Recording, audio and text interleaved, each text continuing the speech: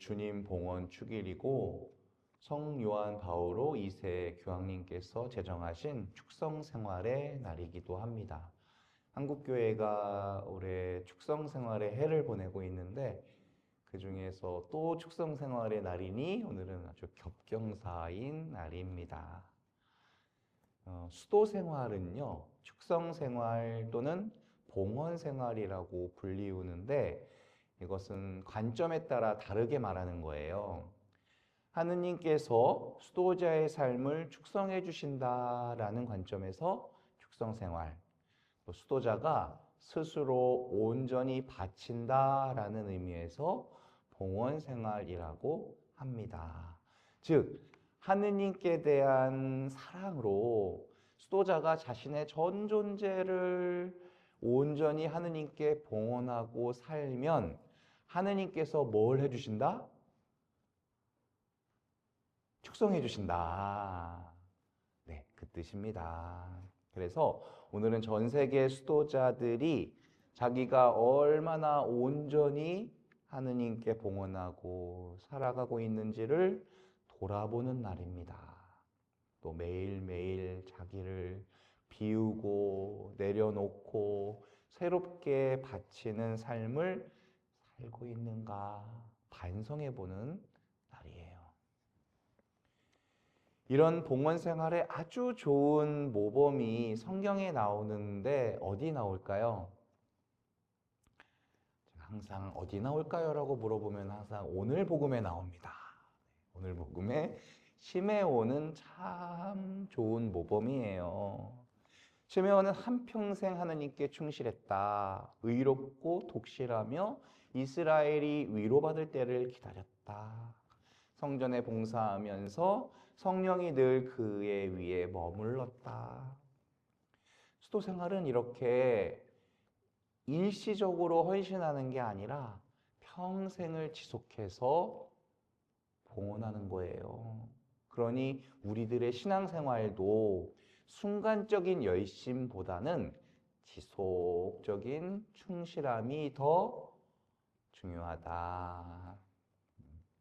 시메온은 자기가 죽기 전에 그리스도를 뵙게 될 거라는 약속을 받았고요. 그 약속을 믿었어요.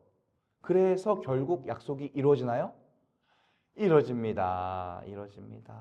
그는 어디 성전 어딘가에서 이렇게 뭐 일을 하고 있었을 거예요. 근데 왠지 뭔가에 대한 이끌림으로 성전 안으로 들어갔어요. 근데 거기에 한 젊은 부부가 아기를 안고 들어오는 거예요. 근데 그거는 원래 평소에도 맨날 있는 일이거든요. 근데 뭐가 달라 보여.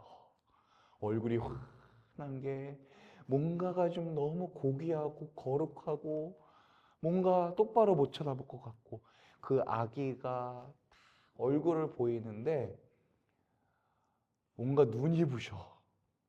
설마 했는데 이분이 바로 그리스도이시구나.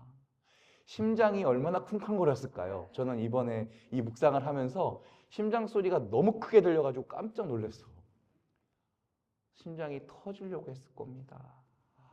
정말 옛날에 TV 이산가족, 남북 이산가족 상봉을 보면요. 그 막 90 되신 어머니가 아들을 끌어안고서 뭐라고 그래요? 이제 죽어도 여한이 없다 그러잖아요. 내가 평생을 바랬던 일이 드디어 이루어졌을 때 여한이 없다. 오늘 시메온이 딱 그거거든요. 평생을 기도하고 봉사하고 기다렸는데 드디어 그분을 만났어. 주님, 이제야 말씀하신 대로 당신 종을 평화로이 떠나게 해주셨습니다. 제 인생에서 목적한 바를 다 이뤘습니다. 얼마나 멋집니까? 정말 우리가 여한 없이 떠나려면요, 그분을 만나는 방법밖에 없어요. 신앙인으로 산다는 거는 이런 거예요. 이런 기다림. 내가 평생 믿고 기다리던 주님을 내 삶 속에서 깊이 만나게 돼. 그분임을 깨달아. 그 사랑을 알게 돼요. 그러면 우리가 100년을 살든 잠깐을 살든 그분의 사랑을 그렇게 깊이 깨달은다면 이걸 빼놓고 나면 우리 삶은 뭐가 의미가 있을까? 또 생각을 해봤어요. 지금 죽어도 아무 여한이 없는 삶, 그게 바로 기가 막힌 삶이겠죠. 오늘 미사 끝에 저는 영성체후 기도합시다 하면서 이렇게 할 거예요. 주님, 시메온의 희망을 이루어 주셨으니 저희가 받아보신 이 성체로 주님의 은총을 풍부히 내려주시고 시메온이 죽기 전에 그리스도를 품에 안는 기쁨을 누렸던 것처럼 저희도 주님을 맞이하여 영원한 생명을 얻게 하소서. 네. 좋아요. 시메온의 봉헌을 봤으니 이제 누구의 봉헌을 좀 볼까요? 누구의 봉헌을 볼까요? 성모님의 봉헌을 봐야겠죠. 네, 좋아요.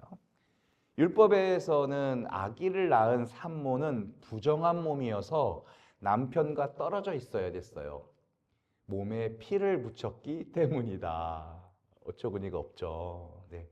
남자아이를 낳으면은 33일, 여자아이를 낳으면은 66일간 부정했어요. 어이가 없죠. 네. 근데 지금 이스라엘은 유다인들은 아직도 그걸 지켜요. 아직도. 남자아이를 낳으면은 7일, 여자아이를 낳으면 14일간 부정한 몸이래요. 그리고 나면은 이제 남편을 만나서 같이 성전에 가서 남자아이 같은 경우는 봉헌을 하는 거예요. 그게 정결례의 끝이었습니다. 자, 봉헌. 주님께서 주셨기 때문에 주님께 드린다라는 의미를 가진 종교 예절이에요. 아이한테 어떤 일이 일어나더라도 주님 뜻으로 받들겠습니다 라는 고백이에요. 엄청나죠? 네, 정말 엄청납니다. 그리고 형편에 따라서 오늘은 산배들기 한 쌍이나 집배들기 2마리인데 민수기에는 어린 양, 새끼 양을 봉헌하라는 말도 나와요. 자기 형편에 따라 봉헌을 한다.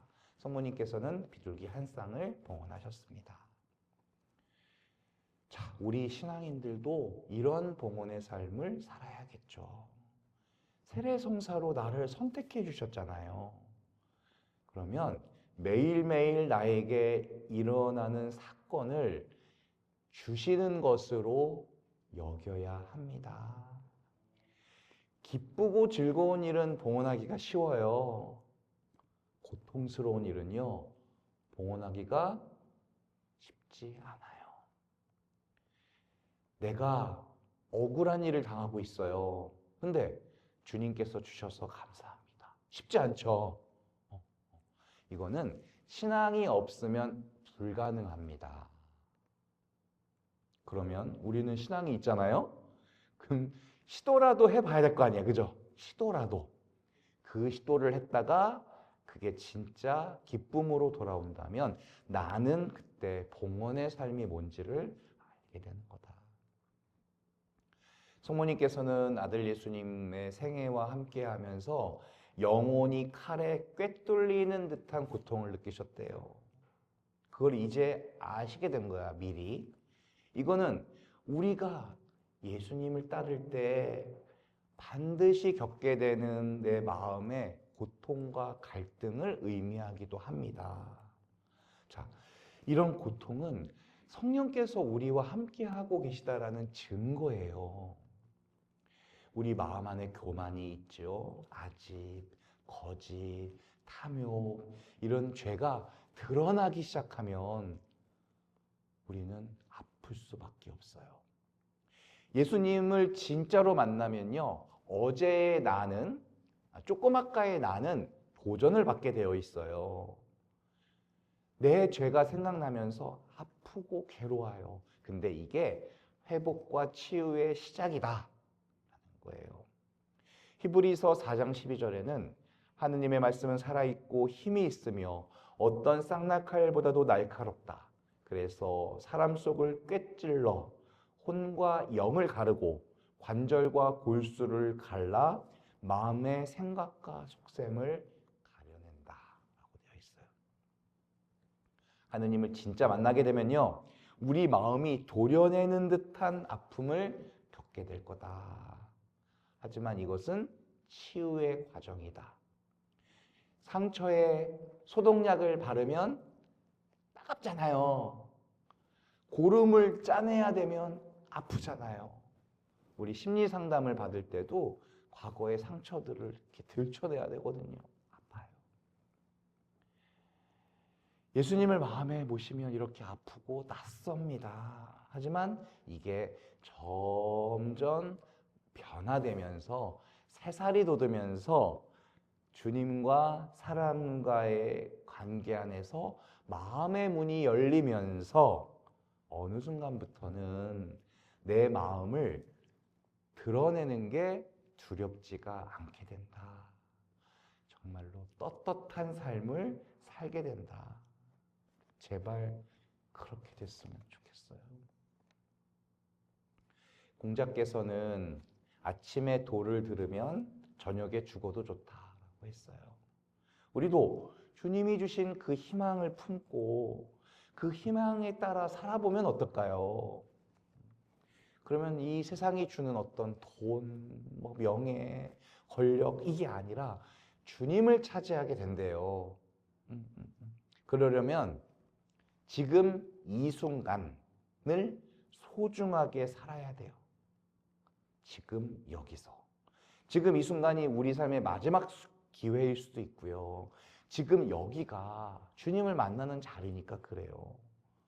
그래서 오늘 그리고 이 자리에서 하느님께 봉헌하는 순간들을 한번 살아보면 좋겠습니다. 아멘.